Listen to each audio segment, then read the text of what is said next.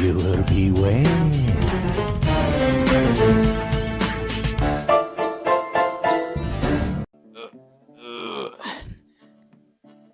Hey there, my students, and welcome back to Viewer Beware. It's the only show where we go over each and every episode of the original Goosebumps TV series, and today we have a very special episode with Teacher's Pet.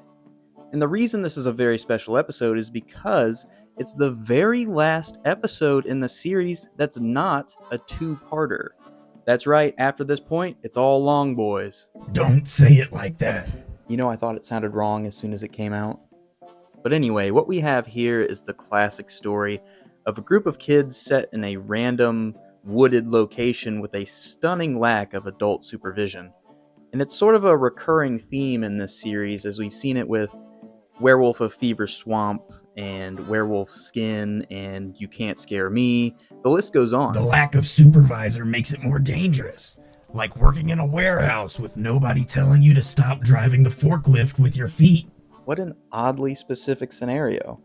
I'm not forklift certified, so I can't really confirm or deny that. I leave that kind of thing up to the professionals. That's between God and the forklift certified. But anyway, Teacher's Pet is the story of a group of kids on a overnight nature preserve field trip where things get really weird really fast.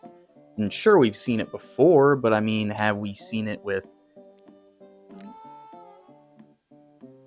jars of monkey liquid? What?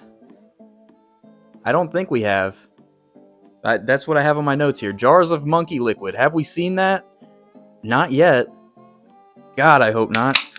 But, let's just crack this open and see who the teacher and who the pet is.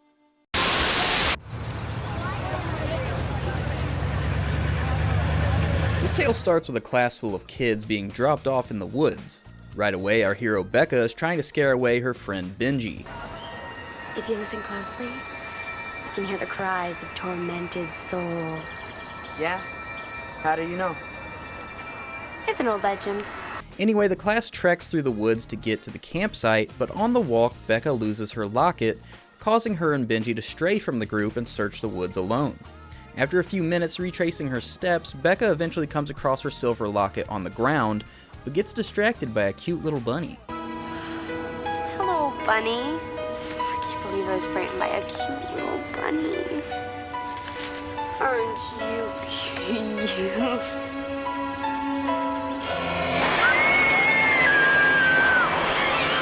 Understandably, Becca throws the bunny away, but when she tries to explain the lizard-faced rabbit, nobody believes her. I lost my locket and this creature, but it was a rabbit and it was like half. Another tale from the imagination of Becca Thomas. Later on, after the class is at the nature center, they are introduced to Mr. Blankenship, the eccentric researcher in charge. You're here to observe the wonders of nature, and there are thousands of them.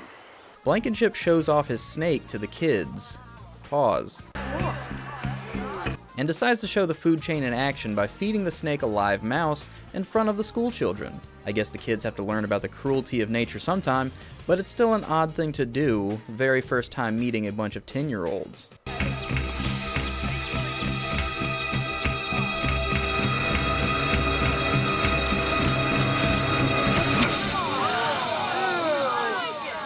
The kids' teacher decides to start the kids' research in earnest, breaking all the kids up into pairs and sending them out into the woods to document further examples of the food chain.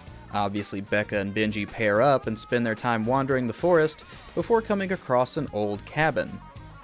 Despite the many red signs warning off trespassers, Becca still decides it's a good idea to go into the strange cabin in the woods. The kids quickly find the doors are locked, which makes Benji want to turn back, but Becca is determined. Die. There's a difference.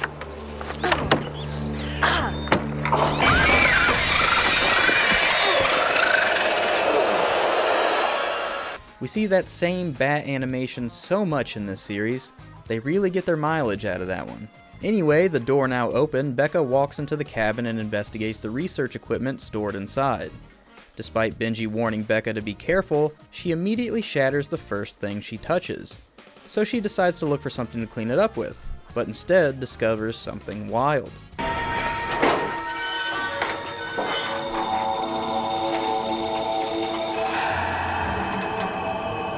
Benji, check this out. Not too deterred by the human-sized reptile skin, Becca keeps looking for a cleaning solution before the kids are pinned in a corner by the snake from earlier. I'm no snake expert, but that looks like one of the most non-threatening snakes I've ever seen. The kids could probably just walk past it and be fine. But instead, they are very much scared out of their minds. Becca then releases a mouse out of a nearby cage to distract the python, causing the kids to take off running through the woods. Becca and Benji run right into the two mean popular girls and try to explain that they saw a large snake and some bats. But for some reason the girls think that's way too far-fetched, despite already seeing a snake not even an hour ago. Oh yeah, and he's chasing the killer bunny. No, wait! No, show me the cabin! The kids decide to pack it in and go back to the campsite, but during the night Becca is accosted by snakes and spiders before the teacher saves the day. Becca, it was just a dream. What's going on? Go back to sleep, Kelly. Okay, now you're all right. Try to go to sleep. I can't. Okay, maybe this'll help.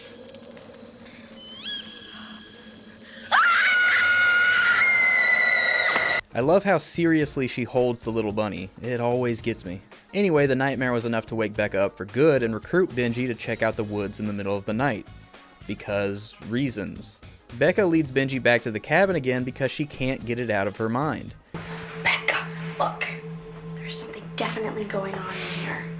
We are gonna find out exactly what it is. So there's a pretty nondescript thing going on, and Becca is going to solve it.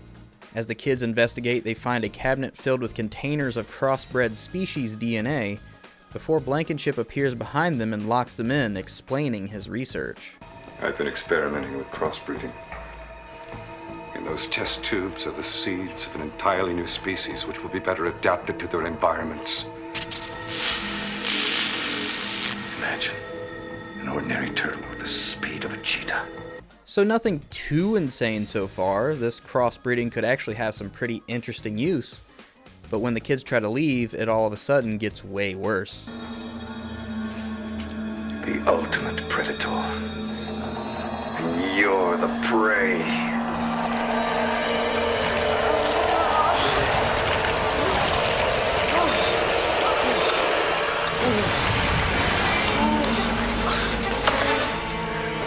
So Blankenship found a way to turn himself into a ball python, and the kids are scared. But really, they could probably handle a fight with a snake way easier than one with a grown man.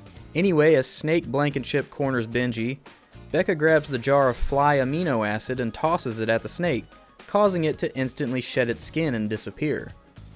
The next day, the kids are packing up their gear to get back on the school bus, while their teacher wonders where Blankenship went off to. Not one bite the whole trip, and in the last 10 minutes I've been bitten 10 times. Me too, and I'm getting some kind of skin rash.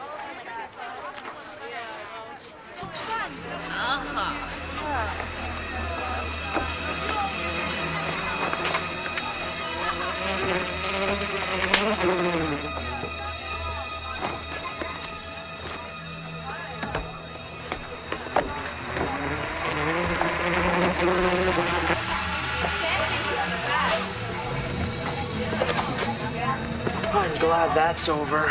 Well, Blankenship won't be bugging us anymore.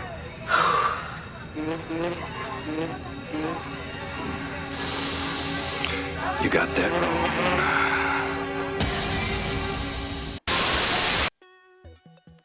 So Blankenship is now stuck in the body of a fly with a weird, bulbous, grown man head. And also, I guess some of the students are infected with some kind of lizard DNA. If that was his plan, why didn't he get to that sooner? He could have done that as soon as the kids got off the bus. Just release the mosquitoes with lizard DNA. What are you doing? But no, instead of that, we get a bunch of animal attacks and vague threats from a balding man before he turns into a snake, which probably just makes his plan harder to complete anyway. He was probably just excited to show off. That's fair enough. I mean, I probably would too. It's not a very good power, it's not a very practical power, but it's a superpower nonetheless, turning into a snake. Come on now. But what's probably the most confusing about this episode is that The title is Teacher's Pet, but the teacher is a very, very minor part of this episode. It's some kind of rogue scientist and a couple of kids. Who's the teacher's pet? Maybe the teacher masterminded the whole thing, and the scientist is her pet.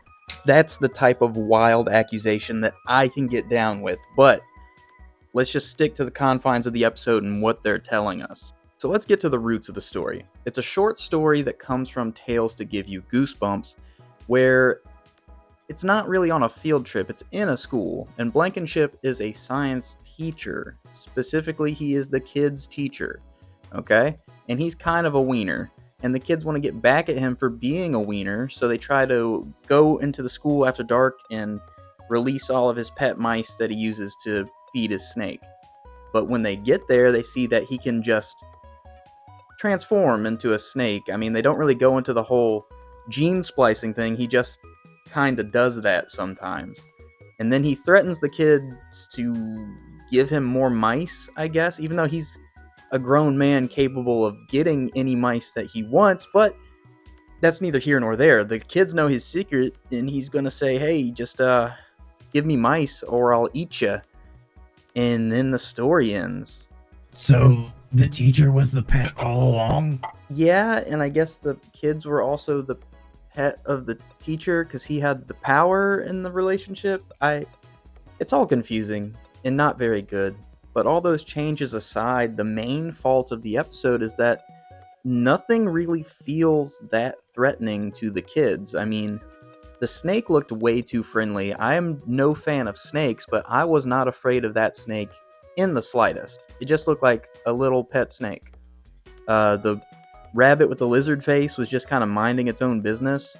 And then we don't really understand what Blankenship's goal was. Like, he says he wants to merge apex predator DNA with human DNA, but to what end? I mean, it doesn't really seem like he merged the DNA as much as it's like a binary, you flip a switch, either you're a man or a snake. You're not like a snake man. So I don't know what's getting merged there, what he wants to do. It's not really explained very well. Either way, there's just not enough spooky meat on the scary bone here. So I'm gonna have to give Teacher's Pet 2 out of 5 on the bump meter. Check it out.